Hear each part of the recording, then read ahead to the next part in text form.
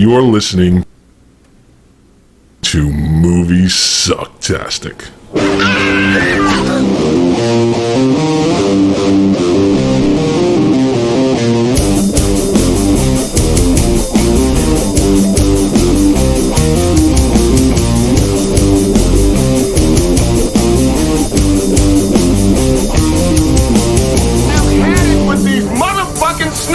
On this motherfucking plane!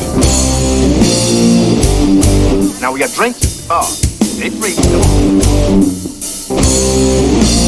come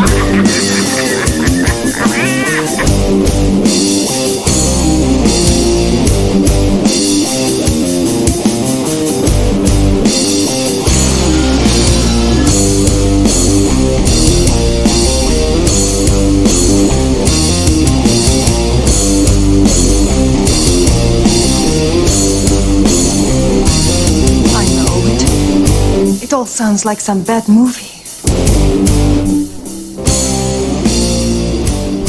Well, hello, good sir. We're going to the IMDb. Man, it's been It's been a hot minute. A what? A hot minute. It's been a while. It's been a while. Yeah. Welcome back, everybody. Or we welcoming ourselves back. All three of our fans. Anyway, we went a hiatus over the holidays for various reasons, including the holidays. And now we are back just in time for the Oscars. So, we kind of took the holidays off because, you know what? We fucking needed it.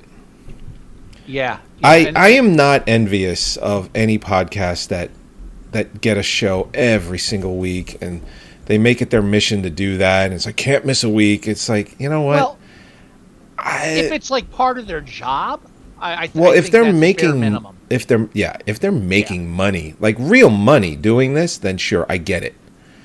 But if you're not, if you're making $100 million like that meathead Joe Rogan, fucking Rogan, to just babble incoherently, you mean give bad advice? Bad advice? Well, I used to like him. I did. I used to like him, and I like some of his stand up. I know people that are like just hate him, or like I know Holly doesn't like him because she considers him misogynistic, which he is. I know he has a lot of misogynistic material. My favorite stuff of his is I liked him in news radio, and I like some of his stand up, but I don't listen to the podcast. I'm never interested, and I never, like, the last time I saw him in a comedy special, and then I saw him on the podcast, like when in a news clip or something, like it's like, all right, I guess he took the MMA thing a bit too far. He's still in the MMA stuff. Yeah, I'm sure. But have you tried MDA? Oh, boy, yeah. I think we just got spammed in our chat on YouTube. It's just some YouTube? Well, yeah, because when you do the live stream, there's a live chat. And people can see us. Shit. When did this start? Months ago. Fuck. All right. So. But here's the thing. I'm pretty sure that's just spam. Miranda Loving the World is the user. Hi, Miranda, if you're a real person. I just want to make sure, like, if you're spamming us, then yeah, I get it. I'm expecting it. But if you're real, very nice to meet you. I'm just not used to actually somebody watching us. I don't think this is real. I really don't. Okay, good. I feel I'm more comfortable now. I mean, if it was, I think they would have said something. But I think this spam bot is waiting for me to say, like, hi, how you doing? And then it's just like, would you like to meet me? Or would you like a live video chat? It's like, okay, got it. And then our mailbox, our Moviesucktastic mailbox gets spammed like hard. I think the reason I love doing the show is because I really have always considered that I don't really care if anybody's listening. If this is just you and I talking, this is like the time we get to talk, and this is the stuff we can talk about. I mean, we had that conversation on my couch 12 years ago. Mm-hmm. God, 13 years ago. The Hitcher remake. Hitcher remake, yeah. Scott hadn't watched it. I hadn't watched it. Somewhere in 2009, Sky, he calls me. He's like, I'm coming over. We're watching the Hitcher remake. And I'm like, all right, let's do it. It's been 3 years. We've waited long enough. I was waiting for you. I was like, I can't watch it alone. No. And no one else is going to watch this shit with me. It's got to be with Joe. And then he just leans over to me because we're talking through the whole thing. I mean, like, we're talking through. It's like, look at that. It's like, oh, of course they leave that in, but they don't do it better. Whatever. All these things. And Scott just leans over to me. He goes, there are some podcasts that are like 70, 100 episodes doing exactly what we're doing right now, and they're garbage. I know we can do better. And here we are, 360 episodes later. Now, I don't want to correct you. Okay. Because I'm pretty sure you're paraphrasing. A little bit. Because I believe my exact words are, because I this is one of those memories I had. It's actually one of my few good memories. Thank you for that. Yeah. Was, even though it was during the Hitcher remake, is something good had to come from it. I remember just turning to say, they have podcasts where people just do what we're doing right now. Because I was listening to some movie podcasts at the time. So, that sounds right. But what I do remember is you saying, it's like, there's like podcasts that are like 70, 100 episodes, and it's not as good as what we're doing right now. The conversation went around to that, but that was my initial comment. Yes. No, you're right. The shit we're doing, people are doing that. And and we started doing this really kind of in the beginning. I mean, podcasts were really only around for, 3-4 years at that point? 5 years, maybe? They were starting to be very, like, they weren't the huge, like, mainstream thing they are now, but they were a thing. They weren't new. They weren't new, but they weren't at the level they are today. Yeah. No one would have been paying Joe Rogan $100 million. No. 12 years ago. And it's funny. It's like, how are we not making money doing this? And you know how it's like when people are like, oh, I wish I got into Google stock when it first came out and I'd be a millionaire. It's like, oh, I wish I got into podcasting when it first came out. I'd, be making a lot of money. Well, we did. Well, and you know what? We don't make any money doing this. We just have fun doing it. This because now and then when I'm on YouTube scanning around, I like to watch some of the younger kids, the kids that are out there now doing these videos. And there's a couple I like. There's a Call Me Kevin and another guy, I don't know whose name is. But I'm watching him, and I do know there's a couple of reasons why I never really took the podcast seriously to an extent. Okay. Bear with me. As an idea of like, oh, I could make a living doing this. One, because I don't think I really want the public's attention. The public are fucking asses. Yes. And you get a large enough audience. I don't need that much attention on me. I'm not really doing this for attention. I don't want the clicks. I have no idea how many subscribers we have. If the ones that are here, great. Thank you. I'm glad you're enjoying something we're doing. But I'm not motivated by any of that. What I'm motivated by is creating this thing with you and just putting it out there. That's it. I think I love you for it. Yeah, and I think the second reason is it's just too much work. It's so much work. Can you? The time it would take because I was thinking to be able to have a full-time job and to create content on a daily basis. It has to be daily in order to truly try and make money in this. And honestly, I enjoy the 15-minute, 12-minute YouTube videos. It's fun. It takes time away. I'm in that position. But that's not the kind of thing I want to do. No. And I feel like it's like there's so much more production value that we don't have because we spend that time just talking, watching movies and talking. Yeah. So it's less of a business and more of just like something we're naturally involved in. And it always makes me mad because we have around, I would say, well, I have it on my computer. It's all backed up and in the cloud. We have it probably 70 to 80 video review episodes we can't put on YouTube because YouTube takes them down for copyright infringement, which, by the way, they can't do because it's fair use. We're showing the movie in the background without sound. It's a review, but the red tape you have to go through after you upload it. It gets taken down immediately. You have to appeal it.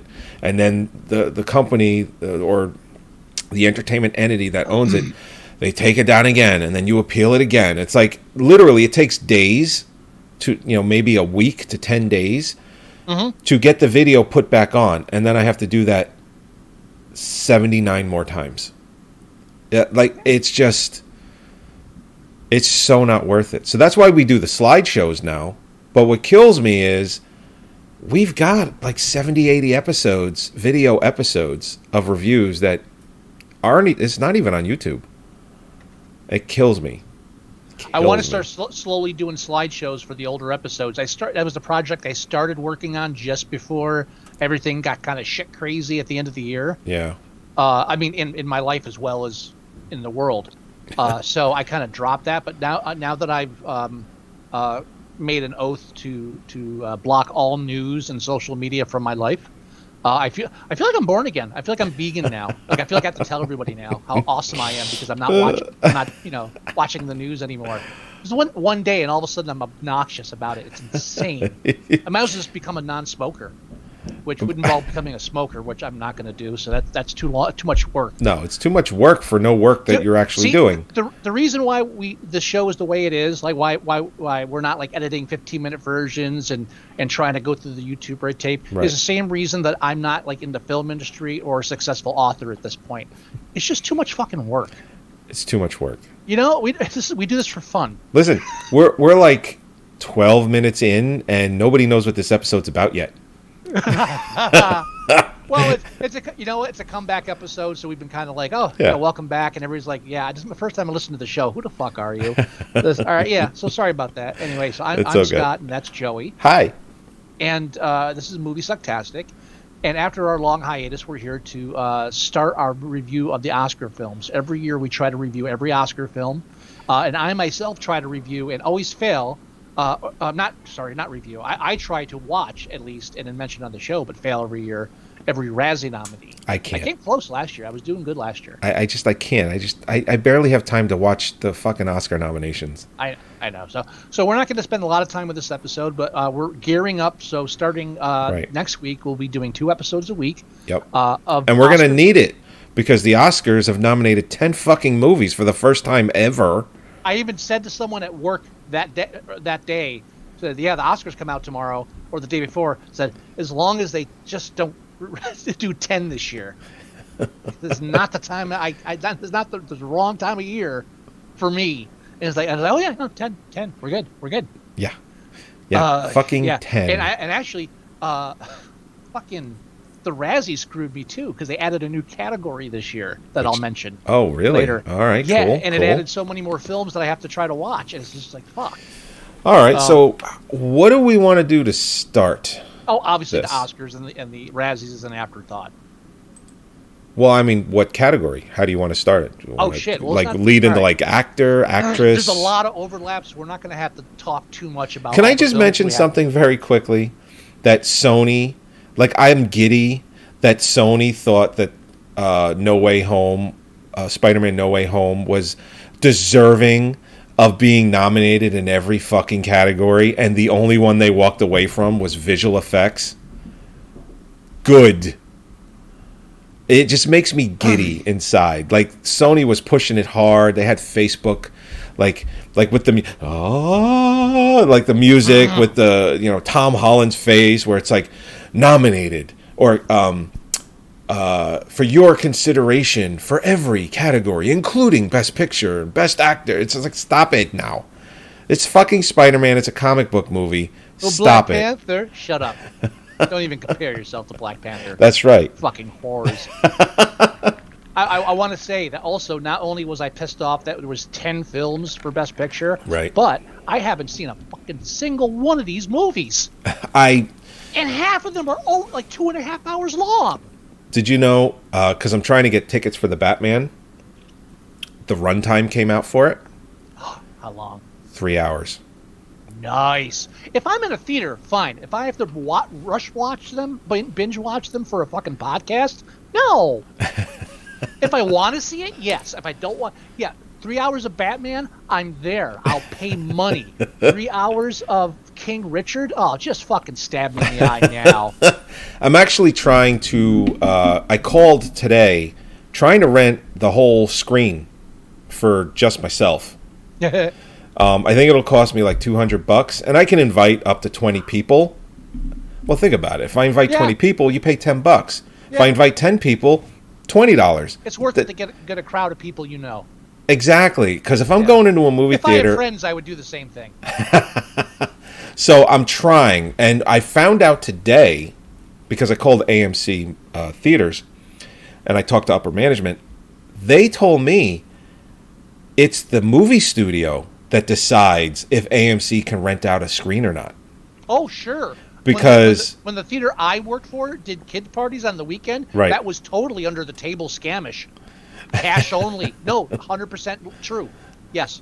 So the thing is, I got paid. They were paying me like $50 under the table to manage all day. I don't give a shit. They're ripping off Disney. Who cares? So the fact that Warner Brothers had a pretty, aside from their streaming, HBO Max went fucking crazy good. Mm-hmm. They got like millions and millions of subscribers because they released all of their AAA titles through streaming for the entire year. Yeah. But financially, none of those movies made money. They just gained subscribers. So I don't think Warner Brothers is going to allow theater rentals because its opening weekend is expected not to break Spider-Man like the $260 million that it did, but it's expected to be upwards of 150, 200 million plus. So I don't think they want to rent out theaters and not put asses in seats. Yeah. So what I'm going to do, if I can't rent a whole screen, I'm going to do the AMC dine-in because at least those chairs are huge and they're spaced apart. So that's what I'm going to do. Yeah, because I'm not paying to go in a theater with normal people. Normal people. I'm not paying to be near normal people. I'm not paying to be near people. Yeah, exactly. So yeah, I'll wait. Although they got that new movie coming out soon. The video game, the PlayStation video game. They just came out. With Uncharted. Movie. Uncharted. Wesley's a huge fan. If he goes to see it, I might go with him just to do like a father-son bonding thing. You know. I mean, that's cool. I don't think it's going to be. I think it's going to be okay. I don't think it's going to be great. I also wanted to ask Wesley if he wanted to sit on like help review some of these films. Because I know he's a film watcher, but he'll refuse again. He's camera shy. Hey, I've been trying to put him on. I've been trying to put that motherfucker on YouTube since he was 9. Well, I mean, he could call in and use the phone line to call in, and there's no. I'm saying he won't video. Do it. He just doesn't want to. He's the most introverted extrovert you'll ever meet. Wow, it's an oxymoron if I ever heard it. Well, we're a weird family. What do you want? But we're trailing off. Let's get back to the Oscars. Yeah, what category do we want to start with? Let's start with Best Picture. But again, there's a lot of overlap, so we can talk. Well, if we're going to talk about every major category. What? If we're going to talk about every major category, do we want to start off with Best Picture? Yes. Again, there's so much overlap. There's no point in not doing it. Okay. You're gonna see the same movies everywhere else. Let's try and not make this a 2 or 3 hour episode. That's what I was just trying to say when you were concerned about that. The whole point is there's so much overlap. We can talk a few minutes about each movie, but we don't have to keep talking about each movie as we go through the list. So it won't be a 3 hour movie. All right. Our episode, but even though we already spent 20 minutes talking about that, go. Do you want me to kick it off, or you want to kick it off? Go ahead. No, after you, sir. All right. So this year there are 10 nominees. It's the first time since they went to the 10, up to 10 nominee standard. Because of fucking Avatar. In 2009. So this is the first time they've actually hit 10. That first year in 2009, they had 9. And because of Avatar. They've never gotten 10 before. And I think the lowest was 7 one year. I don't know if they should have gotten 10 this year yet. I haven't seen. I haven't seen any of the films, so I can't really comment on it. I haven't seen any of the films, but 10 seems like they better be good. That's all I'm going to say. 10 seems like a lot. And we've had the past few years have been pretty good with the quality of films. There haven't been too many Avatars floating around there. No. So I'm really hopeful that this year will be good. There's what I think we should do is we should get over. Once we get through the 10, we should make a prediction of the film we think we're going to hate. And then once we review it, or we do, like, say at the end when we've done all 10, we talk about, this is the film I picked that I thought I was going to hate. did I actually hate it? We kind of do that already, but yeah, sure, we can make a focus on it. Definitely. So the first film is a film called Belfast. It's directed by Kenneth Branagh, who as a director is hit or miss. Sometimes he makes like really, really good films and gets noticed by the Academy, and then sometimes he makes like really shitty movies that nobody fucking cares about. I'll be the judge of that real quick. Now, I got to say, I'm in love with Kenneth Branagh, and I'm so happy they're in some of his characters, and I'm so happy they're doing another Poirot. They're doing the Poirot. Yeah. They're doing Murder on the Nile or Death on the Nile. Death on the Nile. Yeah. Did he direct that one? I don't know if he directed that. I'm looking up right now because I'm not familiar with his directorial. Yes, he directed Death on the Nile. So he must have done. Yeah, he did Murder on the Orient Express. And all is true. Kids films, kids stuff, TV stuff. Thor, 2011. He did Thor. He did the remake of Sleuth, which I have not seen yet. No. I'm a fan of the original, so I'm really not sure I'm going to like it. Yeah, I'm not. Yeah, I mean, he started off doing like Henry V. Dead Again. I didn't realize he directed that. That wasn't. That was black and white. Black and white on purpose, I believe. Dead Again. I think there were scenes. Or the flashbacks were black and white. Yeah. Yeah, no. I'm not doing that. Mary Shelley's Frankenstein. Yeah, he does some Shakespeare stuff. Yeah, oh my God, Mary Shelley's Frankenstein. That was the night. I didn't get to go that night, and I regret it. Didn't you, Gerard? Is that the one with De Niro? Is that the one with De Niro? Yes.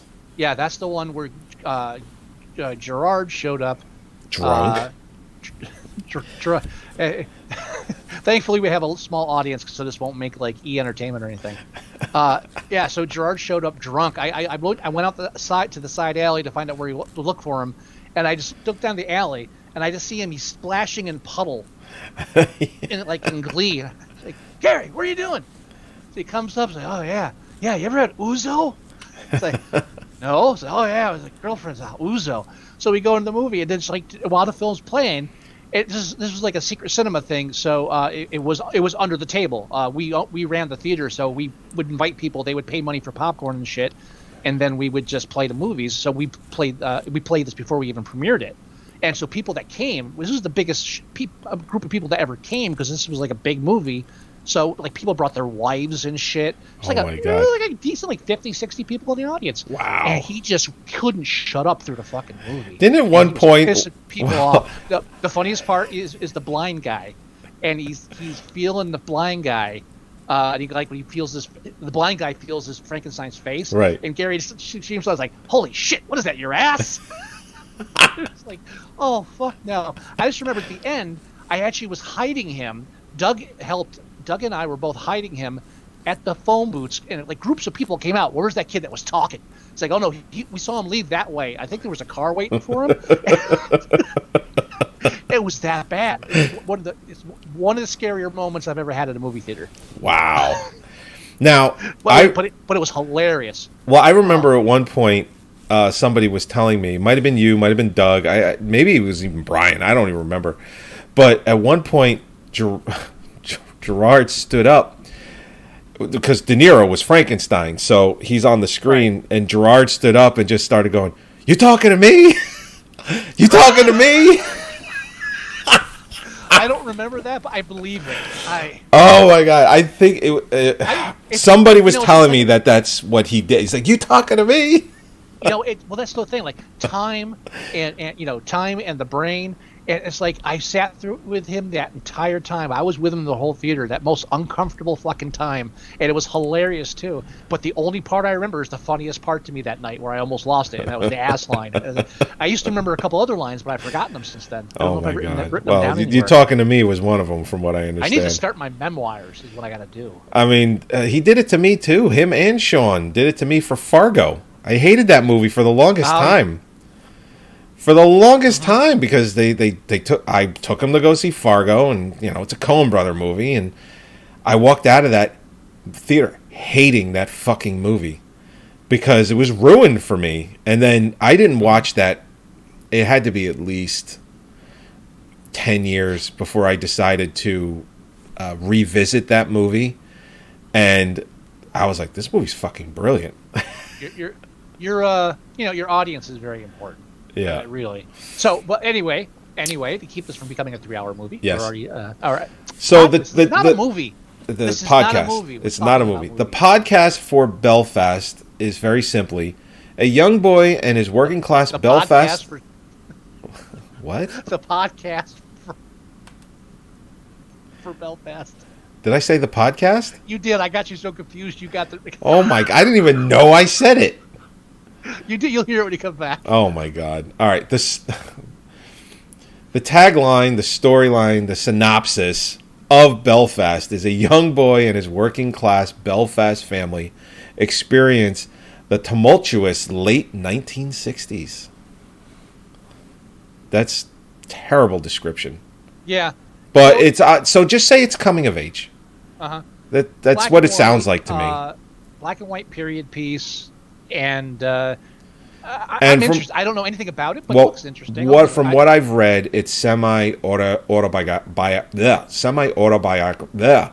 Why can't I say it? Semi-autobiographical. Yes. It says here the film is based on Chimichanga. The film is based on true story events from Kenneth Branagh's childhood. So he's doing what was the other black and white movie?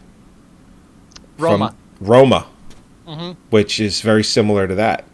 Basically, shoot a black and white movie that's partially about yourself, and you're almost a shoo-in. Yeah, although Roma didn't win Best Picture that year, this might. This is getting a lot of buzz. Yeah.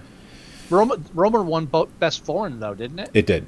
Yeah, well, that's why it didn't. Well, yeah, they whenever that happens, well, the only time the only time it didn't happen where it split was Parasite, where it won Best Picture and Best Foreign. It's the first time it's ever happened.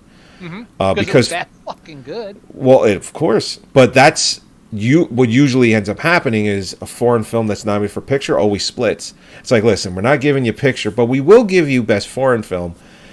Enjoy. See, but that's what happens when you spread it to 10 films. Yeah, true. That that they fucked themselves for Avatar. I'm sorry. Yeah. I'll keep saying it. Yeah, but Belfast, I'm eager to see it. I'm hoping it's good. Sounds interesting. Coda, which is the story of a girl. Her family, they're all deaf, but she can hear. So it's a story of her wanting to, like, she wants to go to college. Well, here it's as a child, or as a Coda, child of deaf adults. Ruby is the only hearing person in her deaf family. When the family's fishing business is threatened, Ruby finds herself torn between pursuing her love of music by wanting to go to Berkeley College and her fear of abandoning her parents. Now, I have this film, and I watched the first few minutes of it just to make sure that the copy that I got worked and all that stuff. Mm-hmm. I think it's going to be a good film because from what I saw, it's well done. Now I got to say this carefully because in this day and age, saying anything that offends somebody can quickly get you kicked to death by a bunch of tweens and skinny jeans. But I have no interest in this film. Right. For one of the reasons when I see the whole family except her is deaf, all I see is great. I get to spend a lot of time watching people not hear something. And what?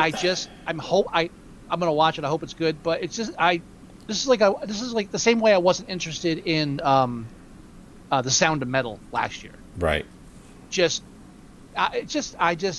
It's not my kind of film. I don't like spending 2 hours watching somebody struggle with something. I prefer my struggling being like with I don't know, like existential struggle, like emotional soul struggle. The actually struggling over a physical disability, that bores me. Right. Yeah.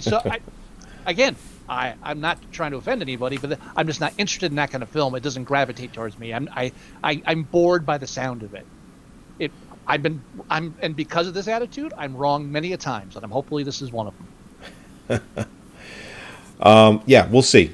Moving on. Next is the Adam Baby, McKay. you can drive my car. This is the Adam McKay film, Don't Look Up. Oh, wait, are you doing? I thought you were going alphabetical order. I'm going in the order that the Oscars has them in. Oh, those fuckwits. All right, go ahead. Well, you know what's funny? Why would they well, not wait a put them in minute. alphabetical Hold order? on. It is in alphabetical order. Don't Look Up comes before Drive My Car. DRDO. No, I can't read. I'm sorry, I got it backwards. Go ahead, continue. Don't Look Up. So We all know about it by now. Yeah, well, the synopsis is 2 low-level astronomers must go on a giant media tour to warn mankind of an approaching comet that will destroy planet Earth. Now, this film was completely panned by critics. 100%. I mean, like, I think they felt it was too political. I haven't read any of those reviews, but I've heard that all the reviews are bad. And what's interesting is when you watch any of the interviews with, like, DiCaprio and Meryl Streep and Jennifer Lawrence and everybody, they're like, we saw this as a golden opportunity to make a movie like this and about something that could actually happen and would probably go about the way it's portrayed in the film, probably exactly the same way. And it's funny that they're interviewed and they say these things because critics are like, no, I didn't like this. It's too political, or it's not believable, or whatever. Like, it's a 7.2 on IMDb, but on Rotten Tomatoes, I want to say it's under 62%. Before I even had people recommending the film to me because of how good it was, everybody that's mentioned the film to me without me bringing it up has said how great it is. Right. Before that, I noticed it because I kept seeing headlines saying, fans love it, critics hate it. I was like, oh, what the fuck's going on? I wasn't curious enough to look into it. I didn't know about the film until I heard about that. I am very interested in watching this film. I'm upset that I haven't seen it sooner. I've been wanting to watch it, just haven't had the time. Right.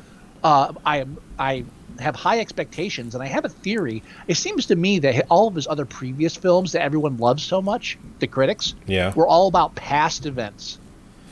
Oh, that's true. They were all past events, and they were, and this one is something where he's criticizing modern day today. Right. And I don't know if that's the reason or not, but that's like one of the only differences I see having not seen the film yet. So it's 78% audience score. Audiences enjoy it. 56% critics. Huh. Yeah. I really can't wait to watch this. I'm insanely. Yeah. During this episode, are we going to pair these movies, or we'll do that off air? We'll do it off air. I don't want to. We're wasting too much time as it is. All right. Talking and stuff. Of course. Moving on is the film Drive My Car. See, that's where I was doing the bait. This is a Korean movie? Japanese? I'm not 100% sure. It's one of the films I don't have a copy of yet. I haven't even looked at it. Out of the 2021 Drive My Car. Korean, yeah. After his wife's unexpected death, I'm gonna butcher this. Yusuke Kafuku. I really hope it's Korean after I just said yes, it's Korean. I really don't want to be that white guy. Kafuku. I am that white. No, Japanese. It is Japanese? I'm that white guy, yeah.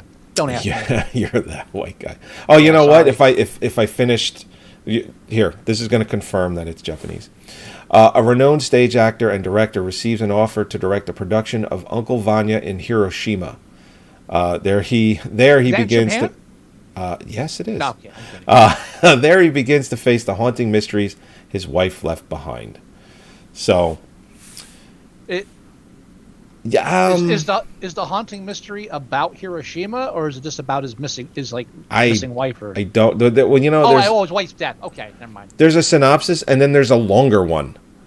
Yeah. Where it says 2 years, like it's more detailed. 2 years after his wife's unexpected death, a renowned stage actor, blah blah blah blah blah.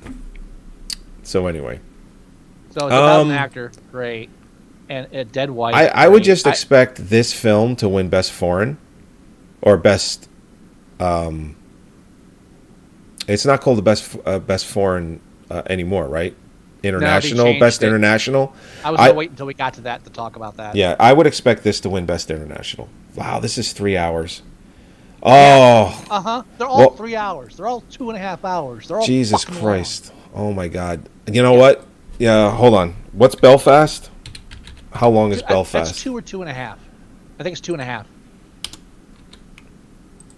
Belfast is God. No, Okay, good. It's an hour and 38 minutes. Hour and 38. That's one of the refreshing breaths of air. Yes. Coda. Coda's an hour and a half. I know that. Coda's an hour and 51. Oh, it's under 2. That's an hour and a half. I'm rounding down for this shit. Don't look up. That's 2 hours, I think. I think it's a little over 2. Yeah. 2 hours 18. Yeah. And then Drive My Car is 3 hours. Next. Boy. Now, speaking of long films, Dune. This is actually 2 hours and 35 minutes. It's actually not that much longer than Don't Look Up. Now, the reason why is because this is only part 1. There's a part 2 that's coming. Okay. So I'm actually surprised that this has been nominated for Best Picture because it's only half the movie. So it really has no chance at winning. Just saying right now, I want to try to get my father in on that review. Of course. If he's available. Absolutely. That man. We'll talk about him subjecting me to Dune as a child. When he's when he's on record. Oh, and me subjecting it to you on the podcast for review. Because we did we reviewed the David Lynch movie. Yeah, but it's not like I had been scarred by it since then. I just, didn't, Yeah. That was just rubbing salt in an old wound. This is. There it is. A feature adaptation of Frank Herbert's science fiction novel about the son of a noble family entrusted with the protection of the most valuable asset and most vital element in the galaxy, which, by the way, is called the Spice Melange. All right. So what I'm going to say, this is going to sound ignorant, but yeah. If it was written before I was born, or while that area, and I'm now close to 50, and I haven't read it yet, and I knew about it the entire time, probably wasn't interested. Probably not. Yeah. So this is something I've never read Dune or any other things. I don't really like serious sci-fi. It bores me. It's just something I don't like. So but it looks like they really did a much better job than Lynch did because of the technology, obviously. Well, of course. And he's insane. Yeah, but God love him. Two little things. So I am interested to see it, but I do want to bring up that I still haven't watched the Blade Runner sequel. Oh, I watched it. It was good. Yeah, see, this is how I drag my feet on these serious sci-fi films. It's got to have a certain thing to it. Same director, by the way. There you go. Yeah, same director did the Blade Runner 2049. Did this one. His name is Denis Villeneuve. I'm sure I butchered that. He's a really good fucking director. Did you ever watch the movie he did called Prisoners with Hugh Jackman and Jake Gyllenhaal? No, put that seriously at the top of your. See, we're doing the Oscar movies. Find time to watch that. That's on the list of films where it's 10:30 at night. I'm going to watch a movie. It's I've been dying to watch this. What is it? 2 hours and 20 minutes long? Just fuck it. I'm just going to go to bed. Let me tell you something. I was watching that movie. That movie is so fucking good. No, I wanted to see it. That's one of those films I judge by the trailer. That trailer is hot garbage compared to how good this movie is. I'm too busy watching Call Me Kevin. I don't have time to watch a full-length film. But the thing is, it's I'm watching the movie and I'm 90 minutes in. And I'm like, fuck, this is good. And I check the runtime to see how much is left. And I'm like, fuck, there's only 40 minutes left? 45 minutes? I got depressed. I'm like, this movie's going to end soon. It's that fucking good. All right. Dude, I'm not joking. No, Hugh Jackman is fucking great in it. I don't know how many times I tell you, I'm dying to see it, so you don't have to convince me. It's on my list. Really good fucking movie. All right. Moving on. Yes. We have King Richard. Listen. I don't know. This is probably going to be a good film. It's 2 hours and 24 minutes. It's a sports film. It's a That's what it is. I mean, it's a sports film disguised as a drama, and it's an in-depth, dramatic film about the man who mentored and raised two women I don't fucking care about in the least. Well, listen. That's just my again. No judgment on the film or I'm not I'm not really into tennis at all, so I'm not interested in this film. It could be about anybody. It's tennis is involved. Okay. I don't like Will Smith in reality. I prefer him when he's like fighting robots and aliens and shit. Yeah. I don't like it when he's a real person. Yeah. Oh, great. You can play a black man. That's cool. Can you do an astronaut? That's what I want to see. Let's get the astronaut. Can you do an astronaut? Yeah. This came up last year too with J.D. Vance's novels adaptation. That hillbilly elegy bullshit. Oh. And, that fucking piece of shit. But it's like these. Wow.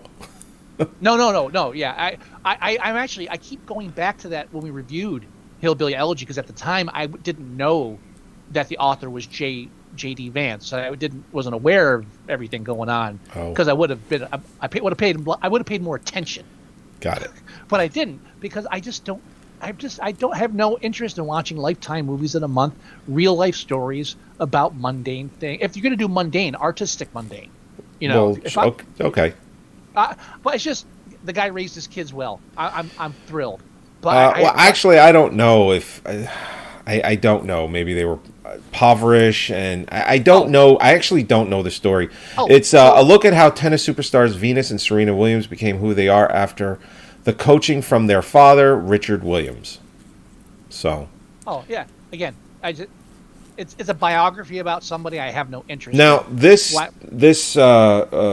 Richard Williams, the real Richard Williams, was doing interviews when he had a book and then the movie and all that. And I heard the interview and it was interesting. The things that he had to go through to get even court time for his daughters to practice on. So because it was in bad neighborhoods and gangs, and it was very. So I'm hoping the movie. I hear it sucks being poor. Well, yeah. Wow. No, I'm hoping the film can match how interesting he was in the interviews that I heard. Let's put it that way. Yeah, it's just we'll see. It's nominated for Best Picture. I'm not. We'll see. Again, I would never see this film if I didn't have to watch it for the show. It's not that I refuse to watch the film. No, of course not. I just don't care. Yeah. I mean, listen. I'm not going to seek out any sports film. Same thing. Listen, Slapshot. Well, that's as sports film as I really ever get. That's on the short list. That's on the short list. So that's a different podcast. Let's not. But I'm saying that's a sports film. That's as sports film as I really get. Same here. You know. Yeah. But speaking of things I'm not interested in, keep going. Licorice Pizza, which is a Paul Thomas Anderson film. Tap out. No? You're not interested in that one either? No. 2 hours, 13 minutes. Now, the girl and the guy, the girl is Alana Haim, which I believe she's a musician. And Cooper Hoffman, who I don't know if he's Philip Seymour Hoffman's kid or he just has the same name. I don't know. But they are unknowns. They've never done movies before. And they're saying that they're excellent. Actually, let me click on this kid. Maybe he is. He kind of looks like Philip Seymour Hoffman. Oh, born to actor Philip Seymour Hoffman. There it is, right there. And costume designer Mimi O'Donnell. So, I gotta say, he's hit or miss with me. And by hit or miss, I mean he's very miss with me. I just scrolling quickly through his films. As a Paul Thomas Anderson? Yeah, Paul Thomas Anderson. Just scrolling through his films. I've had a great love-hate relationship since Boogie Nights and Magnolia. Because Boogie Nights was fucking awesome. It was a great film. Oh, my God. I revisit that movie often. Holly still hasn't seen it. I keep trying to get her to watch it. Oh, man. No, it's a really good film. So fucking good. But then Magnolia came out, and the critics like bent over backwards kissing their asses about how great they were praising him. Was like, this is a fucking monstrous nightmare pile of shit. We go back and forth on it. I enjoyed Magnolia. We'll revisit it and review it again because I want to debate you on this. We should. That movie is a pile of shit. It is 2 or 3 good movies just fucking mashed together and just fucking beat to death. Pat liked it. That's how much I don't like that film. Oh, stop it. Oh my God. Yeah, but then like everything else, that Punch Drunk Love I liked, but I was disappointed in the ending just because I wanted a bloodbath. But that's just my psychology. Well, it's still a great film. So yes. Yeah. But then like you know what film? Inherent Vice I loved. I thought that was great. Well, There Will Be Blood was amazing. I haven't seen it. You haven't seen that one yet. You should put that on a short list. Now, I haven't seen The Master, and I hear that was an excellent. The movie's 10 years old now. That's on my list, but that would have been on my list regardless because of the subject matter. Right. So, speaking of Dune, yeah. I started watching Inherent Vice, and I got interrupted, and I never revisited it.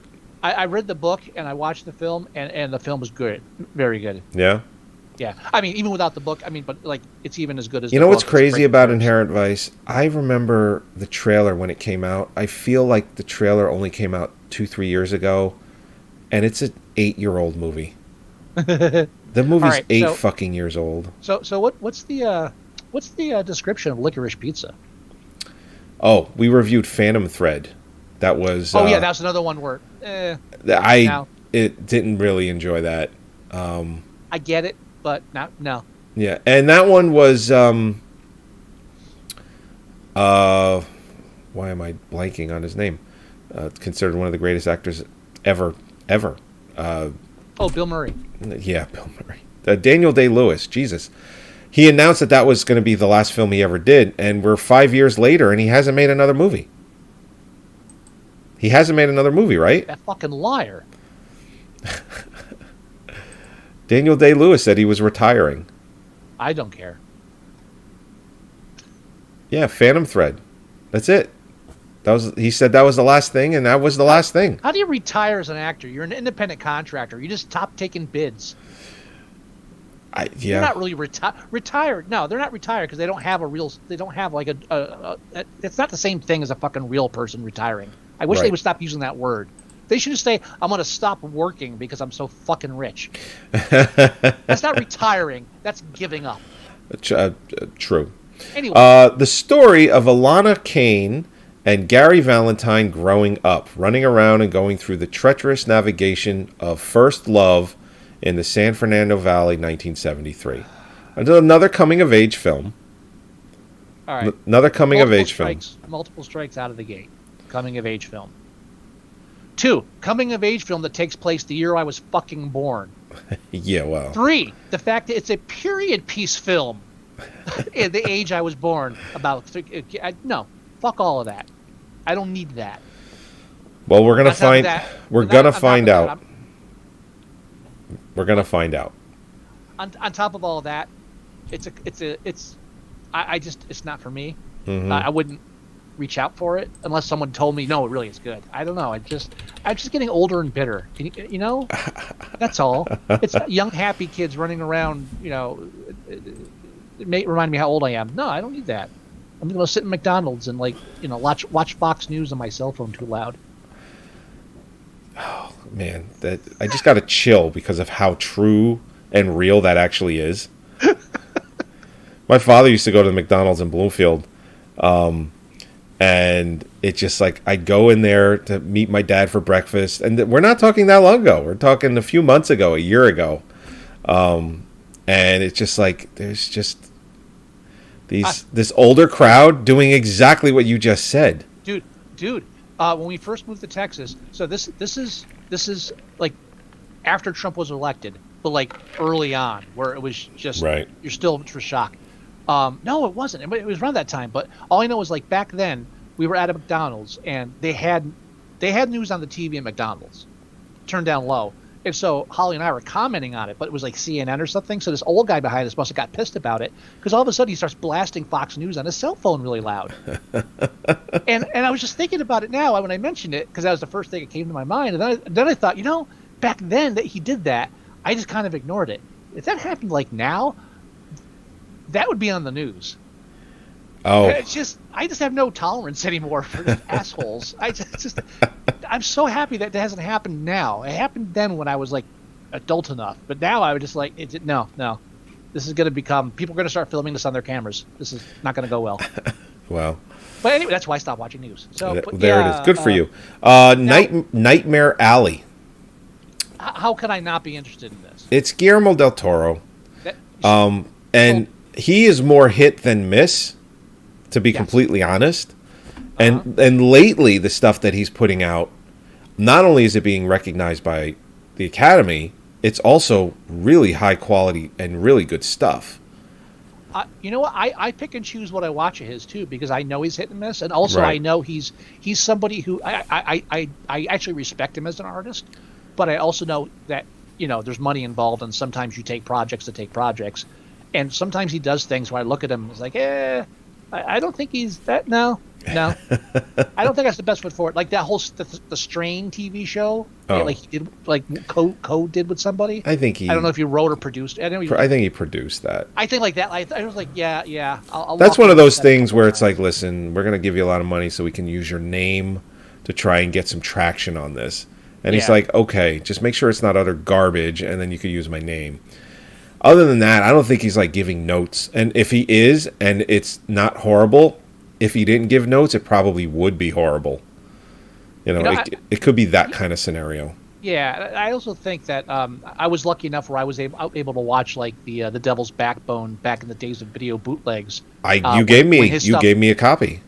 Yeah, so when you couldn't get that stuff in America, so when he started doing American stuff, like you were kind of prepared for Mimic. It was like, okay, it's gonna be commercial. Yeah. So and then when we reviewed that, sorry to interrupt you. Then when we reviewed that, it came to light that it just wasn't the way he wanted it to go anyway. Mm-hmm. Oh yeah, some of the best audio commentary. He's like, these people are fucking morons. I'm almost paraphrasing. So you can smell like the corporate stuff on his stuff when it's not really his, and he's just like kind of like going through the motions. Yeah. But then when he has a baby that he actually raises for his own, oh sure, he's not a whore. He's an artist that compromises occasionally, and I'm okay with that. Everybody has to compromise. Sure, and that's how you get movies like Shape of Water, which ends up winning Best Picture and all kinds of things. Best Director. So the synopsis for this is: an ambitious carny with a talent for manipulating people with a few well-chosen words hooks up with a female psychiatrist who is even more dangerous than he is. Still kind of don't know what the movie's about, but it's Del Toro. I'm interested. I love a film where I can see the title, see the poster, read that brief synopsis, and still having a fucking clue going into it. Thank you. I love that. and it's always so refreshing instead of like, okay, formula number 7, I get it. It's entertainment. I know I shouldn't complain, but formulaic. But if it's that's yeah. That's M&M's or that's Reese's Pieces scattered across the lawn. That's what that is. I'm following that into the shed. It's 2.5 hours. Again. Yeah, these are long movies this year. These are long movies. There's only a couple that are under 2 hours. Yeah, okay, so it's all far downhill from here. So go ahead. The Power of the Dog, Jane Campion. Here, let's take a look at this. Cumberbatch. He might be winning a Best Actor Oscar this year. Who knows? I like Benedict Cumberbatch because I often will say his name and try to purposely mispronounce it to be funny, and I end up pronouncing it correctly. 2 hours and 6 minutes, directed by Jane Campion. Charismatic rancher Phil Burbank inspires fear and awe in those around him when his brother when his brother brings home his new wife and her son, Phil torments them until he finds himself exposed to the possibility of love. No. What was that? Like when we were growing up as kids. When we were growing up as kids, it was always like, oh, that boy is teasing you? That means he likes you. This is the adult version of that. Oh, this is a lifetime. This is fucking Hallmark. This is what this is. No. That description should end. That last sentence should end with the word bloodshed, not fucking love. Horror, terror. The possibility of love. Apocalypse, not fucking love. It's nominated for 12 Oscars. Yeah, I'm not watching. It actually walked away with the most Oscars this year. It's the favorite. It's the favorite to win Best Picture. So I don't know. I have to watch it. Yeah, of course we're gonna watch it. All right, moving on.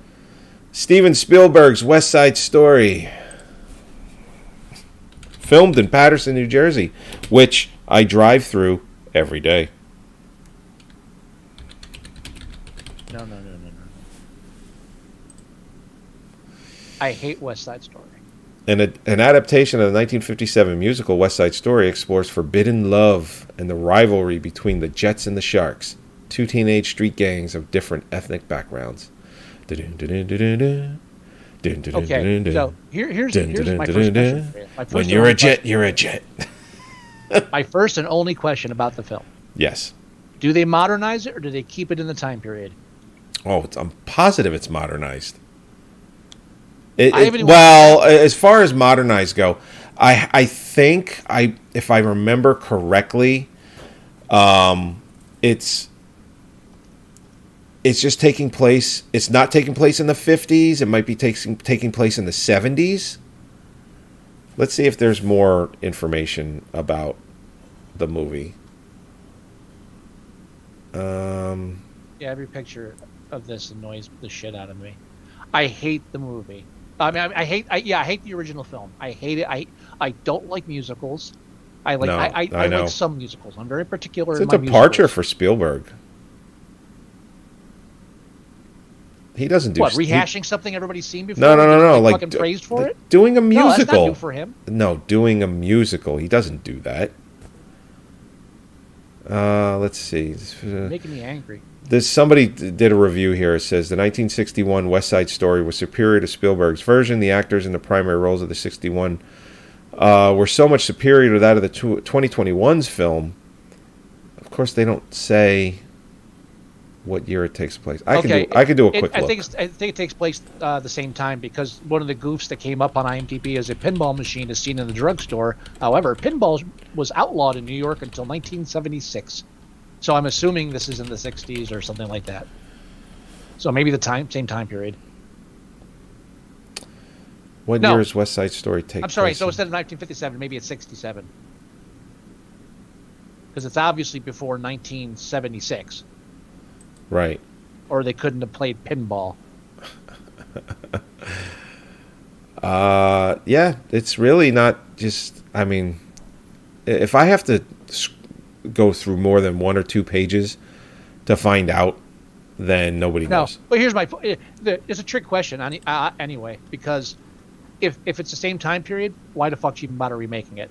And if it is a modernization, don't fucking modernize it. Just make a different musical. Right. You know what? I'm fucking done with Shakespeare. I'm done. I'm tired. How many times are you gonna remake Hamlet? Ooh. Now it takes place at a laundromat. Fuck you. And I'm not joking, that's a real film. Really? God. I may be mixing up Hamlet with some other Shakespeare, but there's one that takes place at a laundromat. Oh, fantastic. 2 hours, 36 minutes. Fuck you, Spielberg. There's only 2 movies that are under 2 hours. There's only 2, and that's... you didn't hear me whining the last, hour? It's Belfast and Coda. Those are the only 2 movies that are under 2 hours. Everything else is 2 hours or more. Okay, so let's kind of burn through the categories. Let's not get too crazy with doing any predictions or anything right now. No. Let's just mention them and bring up anything that we haven't talked about yet. All right, let's go right to actor. Best actor. Okay. You have Javier Bardem for being the Ricardos. I don't want to see that, but I'm going to try to. I have it. We'll see. I know. I'm not going to... Yeah, I'll watch your copy. The thing is, I will say this. A lot of the Best Picture nominees take up for all the other categories, too. Like, if you watch all the Best Pictures, you get a lot of the best actors, the best actresses. You heard that earlier when I said there's a lot of overlap, so that's why it's going to go quickly. Oh. Listen, I probably didn't hear you say that. Okay, I'm sorry. No, so you don't listen to me. No, we confirmed that. Hey, I love you, man. Benedict Cumberbatch for Power of the Dog. Andrew Garfield for Tick, Tick, Boom. Now, we haven't talked about that one yet. Not No. looking forward to seeing it. Well, it's not a Best Picture, so No. it is a nominated film. So I'm going to try and watch as many nominated movies as possible. Yeah, I'm going to try to, but it's another one that's not really on my want-to-see list. Will Smith for King Richard. Yeah. And Denzel Washington for The Tragedy of Macbeth. What did I just say? And it's directed by Ethan Coen, I believe. Yeah, it's one of the... Joel Coen isn't in on that one. Usually they work on every film together. They do their own separate things. Yeah. Yeah, they got their own like side projects going on. They're not joined at the hip. So, I'm just looking at this list. I believe this is Benedict Cumberbatch. He wins Best Actor. All right. It's either going to be him or Will Smith, because the two of them haven't won. We haven't seen any of these films. I don't want to make predictions. I'm making a prediction there. I feel bad doing that right now. Now we're just... I don't want to play into the politics. I want to actually watch the films. All right. Best Supporting Actor. I'm pronouncing this wrong. Ciarán Hinds for Belfast, which I'm assuming is the kid. Troy Kotsur for Coda. Jesse Plemons for Power of the Dog. J.K. Simmons for Being the Ricardos. And Cody Smith McPhee for The Power of the Dog. Now, Troy Kotsur for Coda, that's a big deal because that's the first deaf person that's ever been nominated for an Oscar. Oh, wow. Okay. So that tips the scales a little bit. You know what's interesting? When Jesse Plemons first came onto the scene, the first time I ever saw him was in Breaking Bad. And I was just like, man, he just looks like Matt Damon with the mumps. Oh, yeah, Meth Damon. Meth Damon. Yeah. But I forget where I first heard that, but yeah, Meth Damon. But goddamn, he's actually a really good actor. And he's done a lot of really good things. He was a really good actor in Breaking Bad. Yes, he was. But no, I'm saying it's like I saw him in Breaking Bad. I never expected him to do the level of work in the level of quality films that he's in as well. He's been in Soderbergh films. Let's just draw the line there. All right. By the way, Soderbergh can go fuck himself. Best Actress. You have Jessica Chastain for The Eyes of Tammy Faye. I actually want to see that. I remember that from my childhood. I do want to go back and see what really happened besides what my child eyes saw. Olivia Colman for The Lost Daughter. Yeah. Penelope Cruz for Parallel Mothers. I don't even know what that's about. I don't know. Nicole Kidman for Being the Ricardos. And Kristen Stewart for Spencer playing Lady Diana. Yeah, Spencer. Not to be confused with Spencer, the film adaptation of Spencer for Hire, the TV show. No. That starred Marky Mark. Because when I first saw it, I was like, it's been a while. That can't be up for an Oscar. It's been a while. Best Supporting Actress. Jessie Buckley for The Lost Daughter. No. Adriana DeBose for West Side Story. Judi Dench for Belfast. Judy all the way. Kirsten Dunst for The Power of the Dog. No. And Ingenue Ellis for King Richard. I was going to correct you, then I looked like, no, yeah, Ingenue. Ingenue. That's not how it's spelled, but that's how it's spelled. Ingenue. So those are the major acting categories. Cinematography. I mean, best animated film. Do we care? Should we just go through it real quick? Yeah. Best animated. Yeah, real quick. All right. I know I haven't seen any of them. Encanto, which is, I'm telling you now, wins Best Picture for animated. All right. I'm telling you now. All right. I'm helping your ballot. Okay. I abstained for a lot of reasons from. I'm abstaining now from social media for a lot of reasons. One of them is I'm tired of seeing people posting about how much they love this fucking Encanto. Yeah. Good. You. Oh. I don't care. I'm sure it's a great film. I'm not knocking on it. I'm just tired of seeing grown-ass adults running around saying, "Oh, this is awesome. This is the best thing ever." Yeah, it's a kid's film. Enjoy it and move the fuck on. Why am I still seeing posts about this fucking thing? Because it's social media and it just spreads like wildfire. I don't know. I just Flea, which is also nominated for Best Documentary Feature. I know we haven't gotten to it yet, but it's an animated documentary, which is interesting to me. I have to see this thing. There's been those in the past. There's one I had on my Plex that I deleted because I figured I'm never going to watch it. But it was a documentary about the clock tower shootings, one of the first mass shootings. And it was animated? And it's all animated, yeah. Really? They go into the stories of the people that were shot. So they animate it instead of having reenactors playing the characters. No kidding.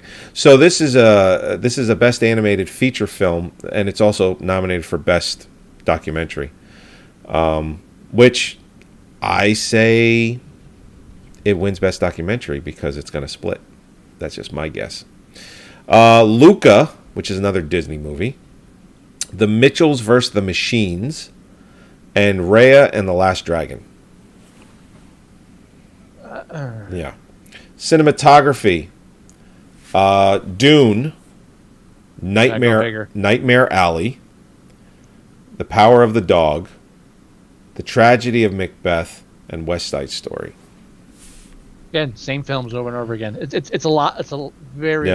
And again, that's what happens when you have 10 Best Picture categories. Yeah. Costume design, Cruella, Cyrano. I do want to see Cruella. I have it on my Plex. I'm interested. I am. Yeah, I saw Cruella. It was fun. Oh, good, cool. It was fun. Because you'll know if I won't like it. You'd like it. You'll kind of know if I don't like it. You're not going to hate that one. Okay, cool. Cyrano. All right. That was a January release. At least that's when the trailer was supposed to come out, but they must have snuck that in before the new year. Making Cyrano a dwarf? No. Dune, Nightmare Alley, and West Side Story for costume design. All right. There's only one real. All right. There's only one old period piece. But then you have the West Side Story is more contemporary period piece. Okay. Nightmare. So no, because usually that always goes to like the Victorian era or anybody in like frilly dresses and shit. Yeah. So don't be surprised. Don't be surprised if it ends up going to Dune. To be honest. I won't be surprised if anything ends up going to Dune. Although I haven't seen it yet. But right. Again, Cyrano. I get that tips the scales a bit just because it's the oldest one. Yeah. Directing. Now, this is my thing. Much in the way that Scott always talks about the screenwriting, the best adapted, the best screenplay, I always talk about the 5 nominees for directing. And I always bring it up every year. Yep. Yes, thank you. Dick. Yes, he does. My thing is that if we were still at 5 nominees, the best director nominees would show what would normally be nominated for Best Picture if there was still 5. Mm-hmm. So, Best Director, Belfast, Kenneth Branagh, Licorice Pizza, Paul Thomas Anderson, Power of the Dog, Jane Campion, and West Side Story, Steven Spielberg, and then usually they always throw in like a dark horse, like Drive My Car, Ryusuke Hamaguchi, which is the Japanese film. So it's like the movie is probably it's okay. If Spielberg gets it, I'm quitting the Oscars. I don't care how good his. Never mind. Drive My Car is nominated for Best Picture, so all 5 of these directors have a Best Picture nominee. Yeah. So to me, these 5, if we were still at 5 nominees, this is truly what the 5 nominees would for Best Picture would be. Yeah, no, I can see These are the 5 that are probably considered above everything else better movies than the other 5. If it was only 5, my only disagreement, and this is the reason why it's not 5 anymore, is I feel like West Side Story would get bumped. I agree with that. I think West Side Story would get bumped. What would let's see, what would be in there instead? King Richard. You think King Richard? Again, I haven't seen any of the films yet, but just based on like Oscar tradition, yeah, King Richard. Yeah. Unless I watch it and I think it's a shitty film, that's my opinion. All right, so what's next? Where was I? I got all messed We just up. finished Best Director. Here we go. Documentary. Ascension. Man, they put screenplays at the bottom of their fucking list. Attica. Wait, I'm sorry. Back up. What were we doing again? Ascension. A movie you have a called different list, Ascension. I have to look Documentary feature. Sorry. Yeah. Ascension. Okay. No idea. I have no idea. I always guess on this, and then when we watch the Oscars and they give you a clip of what it is, I'd be like, I would have picked that one had I known. Last year, I really, really, really tried to watch some of the best documentaries. I maybe watched one, but just the subject matter is just really not up my alley, and there's other films to watch. Attica. Let me guess what that's about. The animated film, which is also a documentary, the one called Flea. Summer of Soul, or When the Revolution Could Not Be Televised, and Writing with Fire. So I like the sound of that one. I wonder why. If I was going to guess right now, I would just pick Summer of Soul. I would say Flea, because it's also an animated, and I'm a big believer of them wanting to split things. Well, we feel bad that you didn't get Best Animated, but we're going to give you Best Documentary. I would love it if that won Best Picture over fucking Encanto. I would love that. I would go back online just to laugh at everybody crying about it the next day. Film editing. Don't Look Up, Dune, King Richard, The Power of the Dog, and Tick, Tick, Boom. I don't know. Flip a coin. I can never tell with that category. Best international film. You have Drive My Car. Oh, wow. That movie Flea, the best animated, best documentary, it's also up for best international film. There you go. International feature film. Right. Holy shit. So I'm not changing it in my Plex. It's still best foreign language film. I'm going old school. Go for it, man. The Hand of God, Lunana, A Yak in the Classroom, and The Worst Person in the World. Out of all of these, I think the only one I've actually been able to get a copy of so far is The Worst Person in the World. Same here. Yeah, okay. Oh, and Drive My Car. Oh, you got Drive My Car? I couldn't find it. All right. Maybe it's up now. I haven't looked today. Oh, maybe I'm wrong. Right, we'll talk about it after. Not a big deal. Makeup and hairstyling. Coming to America. Cruella. Dune. The Eyes of Tammy Faye, and House of Gucci. Probably goes to House of Gucci because Jared Leto is unrecognizable in that movie. Let's see. Oh, music. They're gonna play all 5 of these songs. They're putting music before screenwriting? Original. It's original score. Original score. That's actually a category, a lower category that I do still have on my Plex. Don't Look Up, Dune, Encanto, Parallel Mothers, and The Power of the Dog. Yeah, I got to watch the film before. Original song, Be Alive from King Richard. Dos Oruguitas. I butchered that, I know. Encanto. Down to Joy, Belfast. No Time to Die, James Bond, No Time to Die. Somehow You Do from a movie called 4 Good Days. You know it's going to Encanto. It always goes to the Disney movie. 4 Good Days is about. I know this film. I know about this film. It's about someone trying to go into rehab, and like the first 4 days of going cold turkey. Right. I think it's something like that. Production design, Dune, Nightmare Alley. Before screenplays. Screenplays are coming. God, motherfuckers. Dune, Nightmare Alley, The Power of the Dog, The Tragedy of Macbeth, and West Side Story. Let's see. Sound. Notice Spider-Man isn't nominated yet. Belfast has better sound than Spider-Man, apparently. Belfast, Dune, No Time to Die, The Power of the Dog. Oh, what? We finally got a film that I've seen. What, No Time to Die? It's the only film I've seen so far. I haven't seen that one yet either. And West Side Story. Notice this. I have a feeling that Sony nominated Spider-Man in every single category, and the Academy is like, go fuck yourself. How does Spider-Man not get nominated for Best Sound? It's a fucking action movie and a comic book movie. It's a... But that's so out of spite, you know it. That's what I'm saying. It's like, what? Really? Best Picture?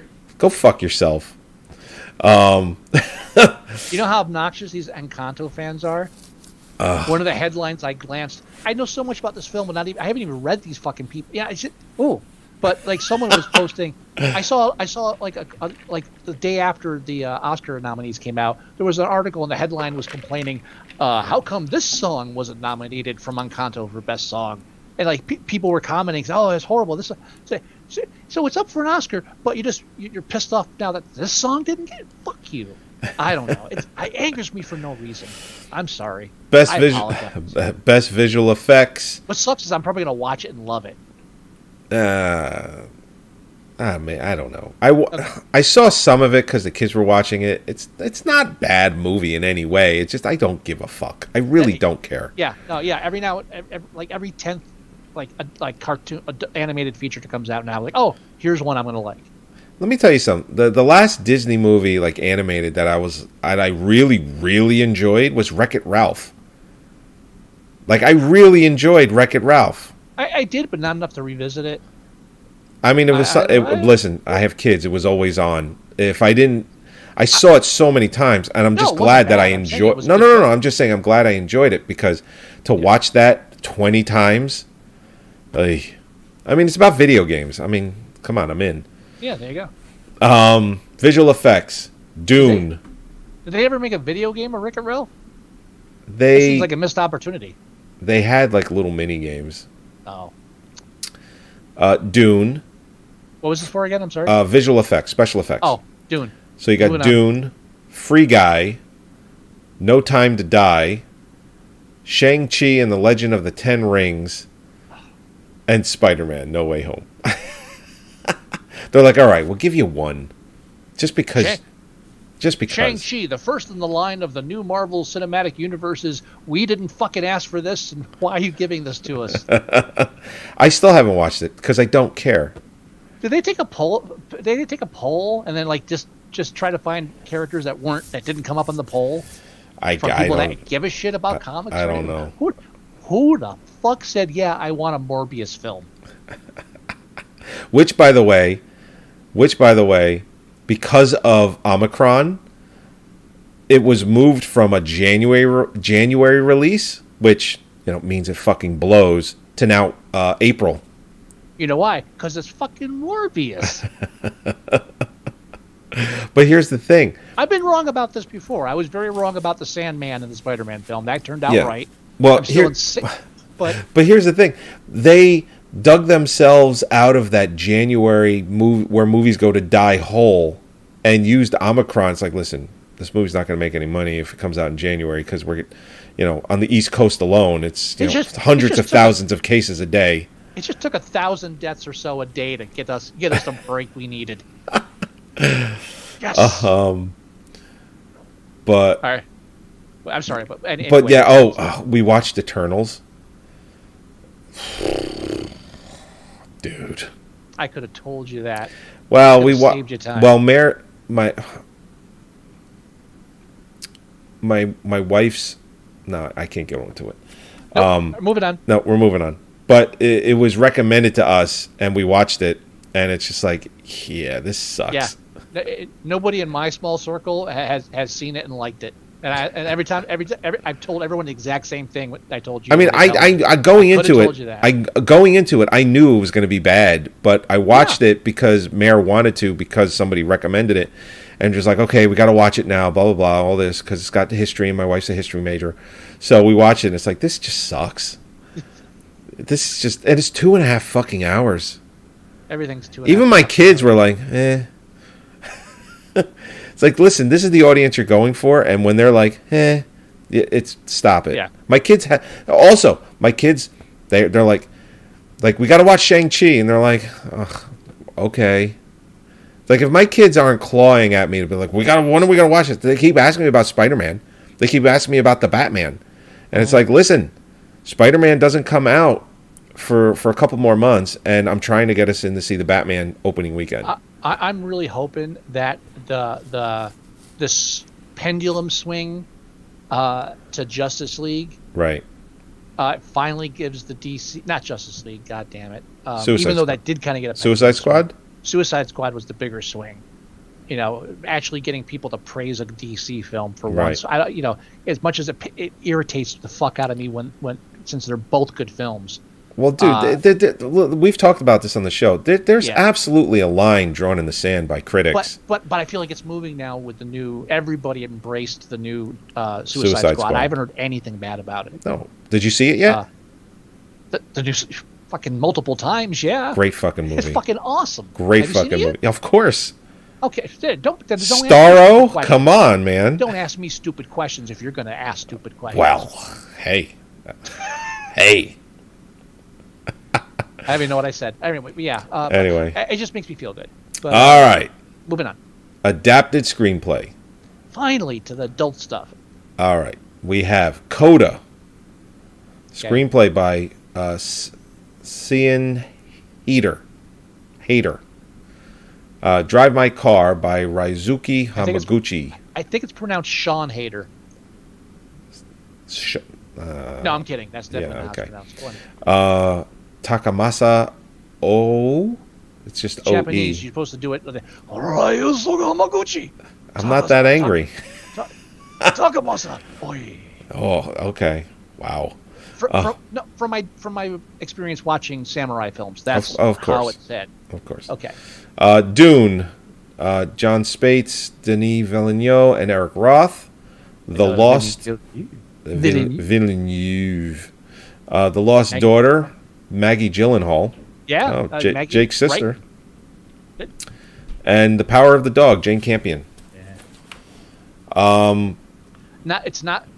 There's a lot. Like, this is almost entirely, with the exception of Dune, like, just not the kind of adapted screenplays I'm into. No. So really, Dune is. I don't even want to watch Dune, but at least Dune is not like somebody's autobiography, right? Or a romance novel. You know, it's at least it's not different. And with the exception of The Lost Daughter, everything is nominated for Best Picture. Right. So, and I'm surprised that The Lost Daughter wasn't nominated for Best Picture. It's gotten a lot of good praise, a lot of good reviews. Well, you had to make room for West Side Story. Ugh. I'd rather watch The Lost Daughter, to be completely honest. All right, next. Original screenplay. Yes. Belfast, Kenneth Branagh. All right. Don't Look Up, Adam McKay. Very interesting. The fact that film that the critics hate is up for Best Picture and Best Original Screenplay, I'm excited to watch it. Adam McKay and David Sirota. King Richard by Zach Balin. Licorice Pizza by Paul Thomas Anderson. Oh, never mind. I thought King Richard was a autobiography, because you said he had a book. I thought it was a adaptation. I thought it was too. So maybe he had a ghostwriter then. He told this person the story to write. Well, it's not. It should. I don't know. If it's based in any way from like an article or anything like that, it has to be adapted. Original screenplay means you just wrote a screenplay.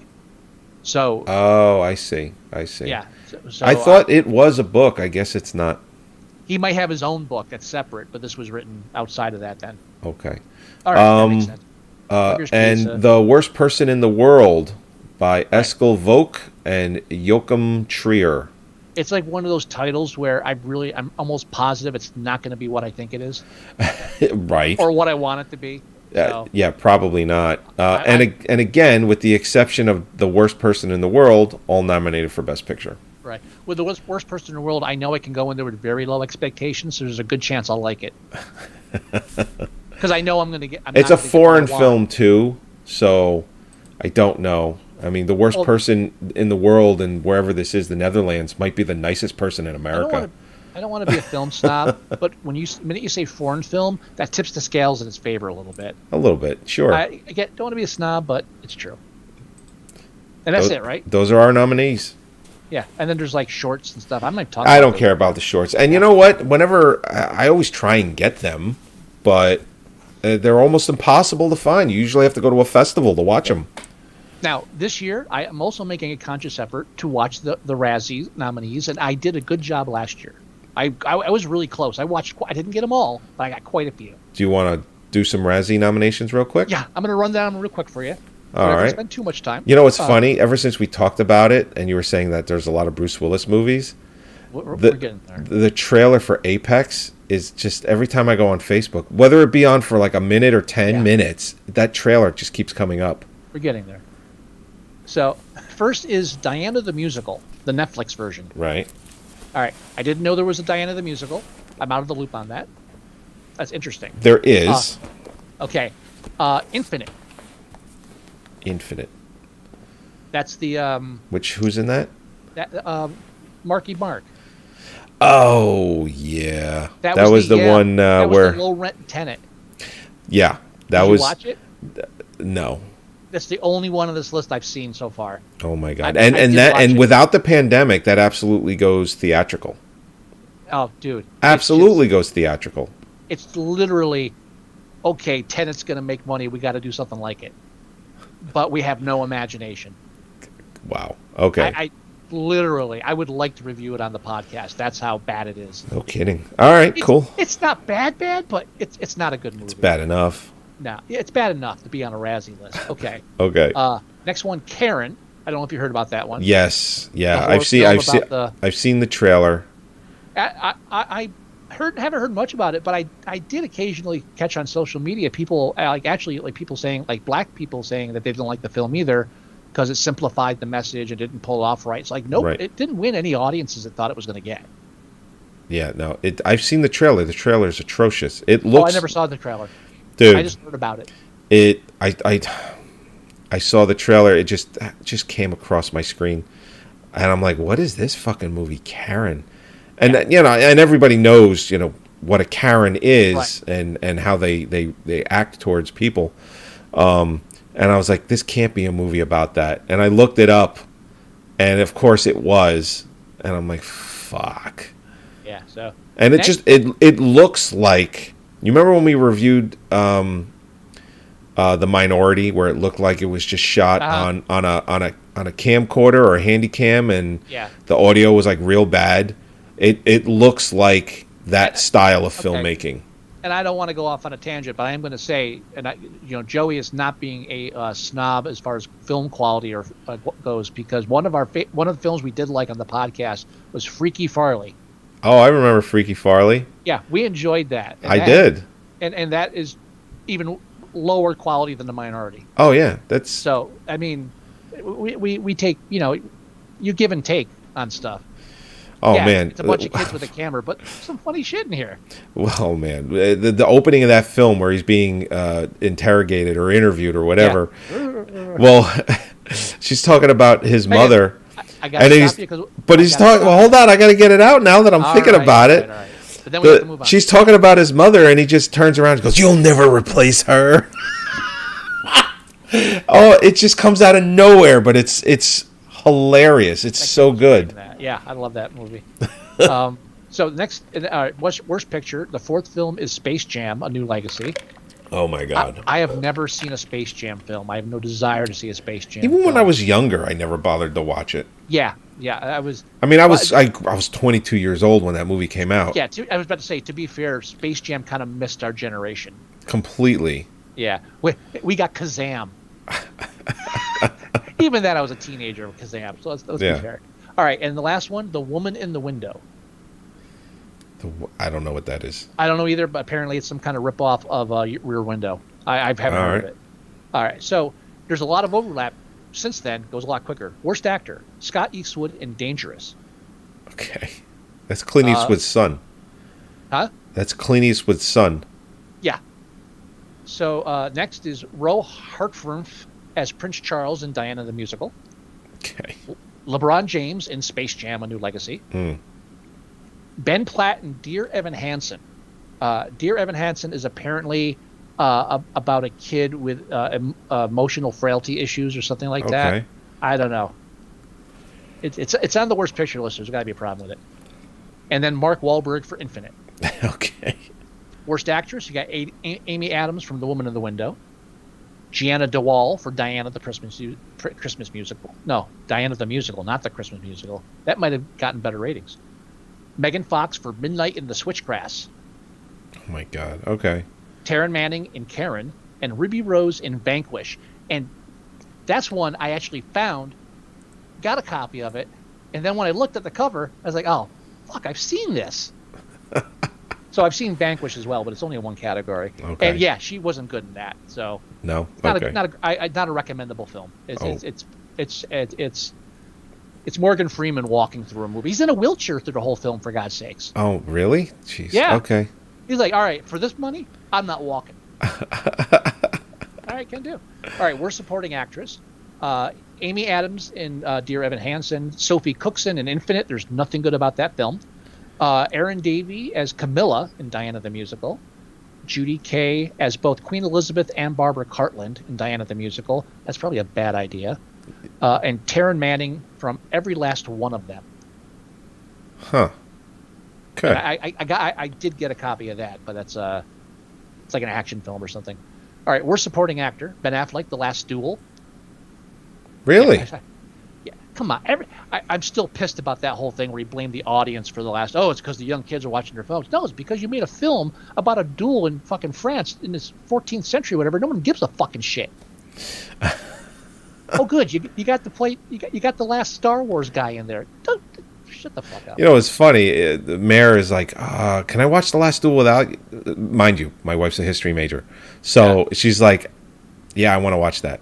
And I'm like, well, I'd like to see it too. It's Ridley Scott, and it's actually supposed to be a good film, but I don't know. Whatever. Go. I think they're just picking on Ben Affleck. That's all. Maybe. Go ahead. Yeah. So then there's Nick Cannon in The Misfits.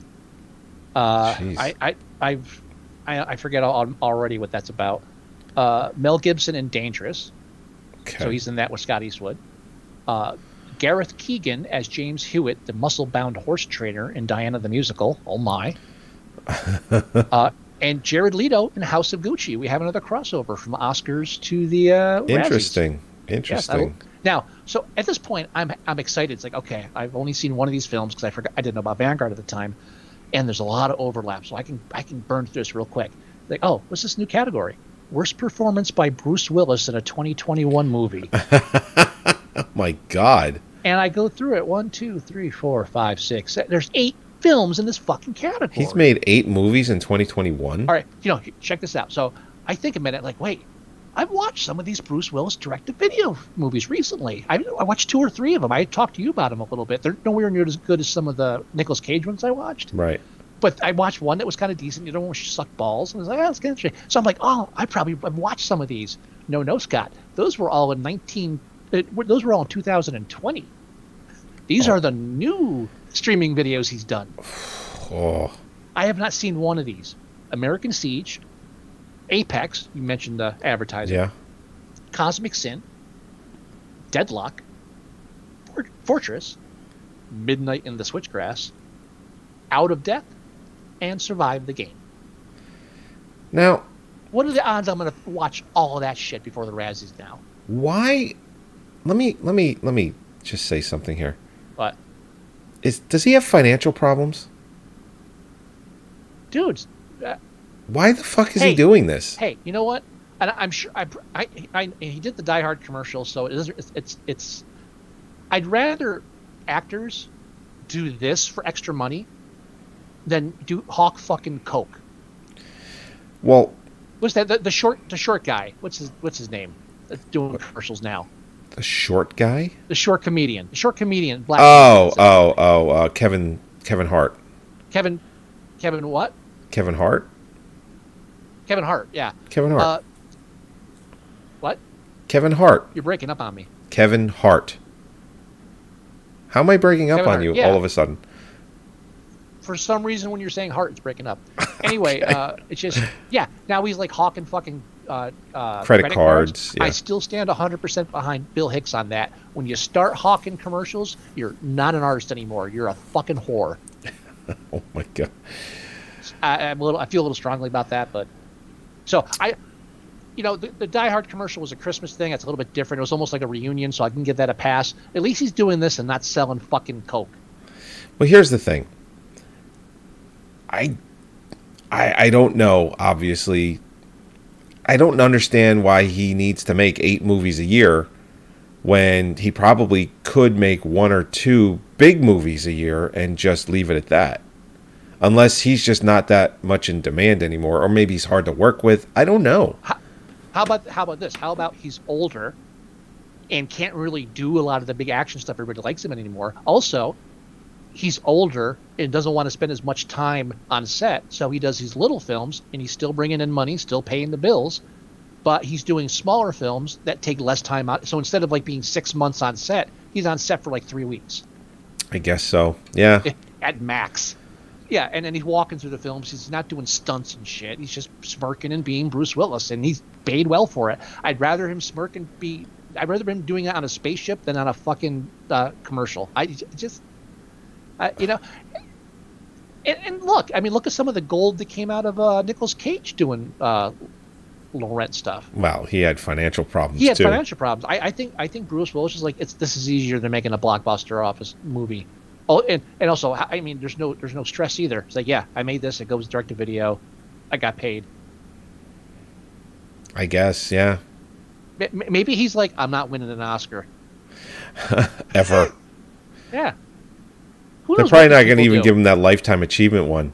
Like, they'll probably give that to Harrison Ford at some point, but they're probably never going to give one to Bruce Willis. Yeah, and sorry, if you're like that rich and famous of a celebrity actor, and you get at that point in your life and you're actually short on money, that's on you. Well, yeah. No, it's on you. It's on you. It's on you. That's it. You piss that shit away. MC Hammer will tell you the same thing. Dude, that's on you. Yeah. All right. Yeah, so sorry. So real quick, so the rest of the categories, we got trailed off with Bruce Willis. And then we're wrapping up. We're screen couple. Okay. Any klutzy cast member and any lamely lyricized or choreographed musical number, Diana the Musical. Jeez. LeBron James and any Warner Characters character or Time Warner product he dribbles on, Space Jam. Jared Leto and either his 17-pound latex face, his geeky clothes, or his ridiculous accent, House of Gucci. Okay. Ben Platt and any other character who acts like Platt singing 24/7 is normal, Dear Evan Hansen. And Tom and Jerry, a.k.a. Itchy and Scratchy, Tom and Jerry the movie. Wow. Next, worst remake, ripoff, or sequel, one of my favorite categories. Karen, inadvertent remake of Cruella de Vil. Space Jam, A New Legacy. Tom and Jerry the movie. Now, this I hadn't heard of, and we're reviewing this for the podcast. Okay. Twist, the rap remake of Oliver Twist. And then The Woman in the Window, ripoff of Rear Window. Oh, my God. Then 2 more categories. We have Worst Director. Christopher Ashley for Diana the Musical. Stephen Chbosky, or whatever that is, for Dear Evan Hansen. Coke Daniels for Karen. Their first name is a nickname. Coke Daniels. Good sign. Rennie Harlan, The Misfits. That was Rennie? Oh. Rennie Harlan. Yeah, That's good. His bad movies, I love his good movies, and his bad movies are just so fucking atrocious. So that well, yeah, I mean, like The Long Kiss Goodnight. I mean, that's like probably the best thing he ever did. I love that movie. Yeah. And then he did the Exorcist movie. And then, was he the first director or the second director? I think he was the second director. They made that Exorcist movie with, what's his face? Skarsgård. He played the priest. And it was so horrible, they scrapped it, reshot the whole thing, and I think Rennie Harlan did the second one, and that was just as bad. And what was that again? The Exorcist. They did 2 Exorcist movies with the same actor. They were like, fuck this.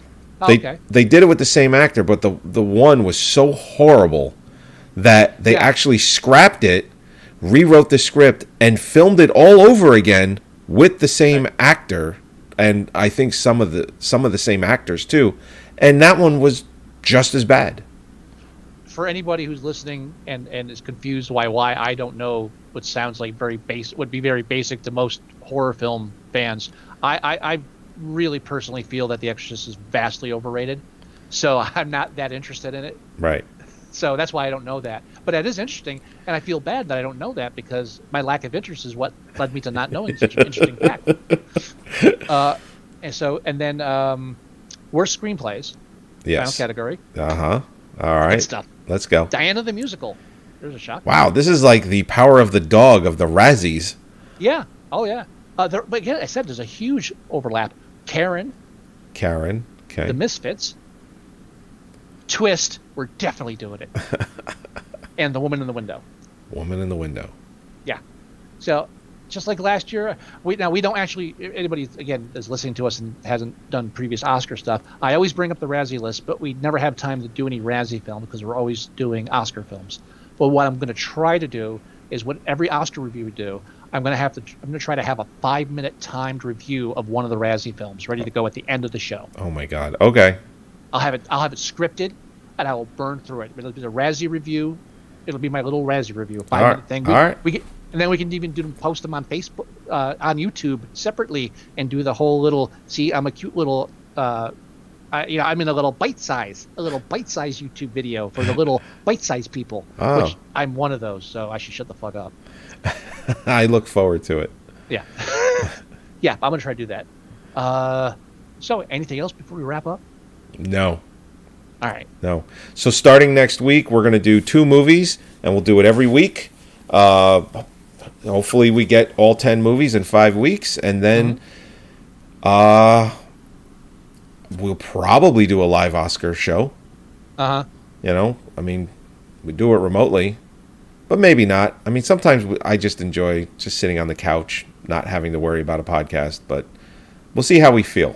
When are they holding them? March 27th, Sunday night. If I didn't have neighbors so close to me, I'd watch it outdoors. Like in the pool and do it from the pool. Yeah. I mean, I would do that here. The weather might be okay. But in March here on the East Coast, it's probably raining. Actually, the pool's still cold until like we go in the last week in April. No one cares about this. Nobody does. But anyway, thanks for listening to this. If you're listening this far and you made it all through this, God, you are the shit. And I'm looking forward to having you listen to our Oscar reviews. And Joey's going to give you some information because I suck at following through on things I promised to do, like doing caps for the show. Bookends. Actually, it's okay. Honestly, now that I've quit social media and the news, I feel I have more energy. It's like I did a colon cleanse or something. I'm just bouncing off the fucking walls. All right, everybody. Thank you for joining us yet again for another episode of Moviesucktastic. Yeah. Episode 360, Jesus. where we just did the Oscar nominations and Razzie nominations for your listening pleasure. Go to our website at Moviesucktastic.com. You can listen or download the show there. Go to iTunes. You can listen or download the show there as well. You can go to our Facebook page at facebook.com/Moviesucktastic. You can also leave us email. The address is themovieguys@Moviesucktastic.com. If you want to leave us voicemail, it's 908-514-4470. If you want, download your favorite Android or iPhone, Apple, whatever, podcast player. Just do a search for Moviesucktastic. We come right up. Or you can download ours by going to Moviesucktastic.com/mst.apk, and you can download that right on your device, your Android device, and you can listen to our show that way. That's how I do it.